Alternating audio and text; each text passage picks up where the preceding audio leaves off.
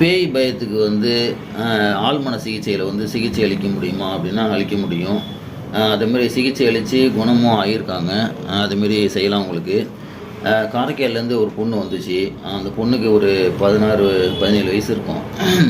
அந்த பொண்ணு என்ன சொல்லுது அப்புடின்னா வந்து, ராத்திரில வந்து நான் இதேமாரி படுத்திருப்பேன். தூக்கத்தில் என்ன ஆகும் அப்புடின்னா வந்து பேய் வரும்.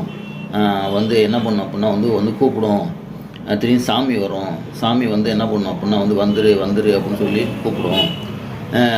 அப்படிங்கிற மாதிரி பயம் அதுக்கு. அதேமாரி வந்து கனவுல அது பார்க்குது. அந்த மாதிரி ஒரு தொந்தரவுகளை அதை கவனிக்குது.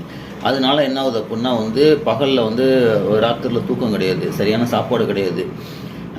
என்ன வேணாலும் பண்ணிக்கும் போலருக்கு. திடீர்னு என்ன பண்ணுது அப்புடின்னா வந்து இறந்து போயிடுவோமோ, தற்கொலை பண்ணிக்குவோமோ, அல்லது என்ன பண்ணுறதுன்னு தெரியலன்னு சொல்லி பிளேட் எடுத்து கையில் கிழிச்சிருவோமா, அது பண்ணுவோமா, இது பண்ணுவோமான்னு இப்படியே பல மாதிரி குழப்பத்தில் பயந்து போய் அந்த வீட்டில் இருக்கக்கூடியவங்க என்ன பண்ணுறாங்க அப்புடின்னா வந்து என்ன பண்ணுறதுன்னு தெரியாமல் அதுக்கு பிறகு கேள்விப்பட்டு இங்கே நம்மள்ட்ட சிகிச்சைக்கு கூப்பிட்டு வந்தாங்க. கூப்பிட்டு வந்தோடனே ஆழ்மன சிகிச்சையெல்லாம் எப்படி நடக்கும் அப்படிங்கிறத அவங்களுக்கு தெளிவுபடுத்தி சொன்னோம். அவங்களும் ஒத்துக்கிட்டாங்க.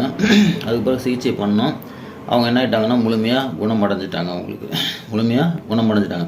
இந்த மாதிரி பேய் பயம், கனவு பயம், இருட்டு பயம், இந்த மாதிரி தவக்கலை பயம், அந்த மாதிரி மீன் சாப்பிட்றதுக்கு பயம், கறி சாப்பிட்றதுக்கு பயம், இந்த மாதிரி பயம், திருமண பயம், ஆழ்மன பயம், ராத்திரியில் தூக்கம் இல்லாத தொந்தரவுகள், இதுக்கெல்லாம் சிகிச்சை அளிக்கலாம்.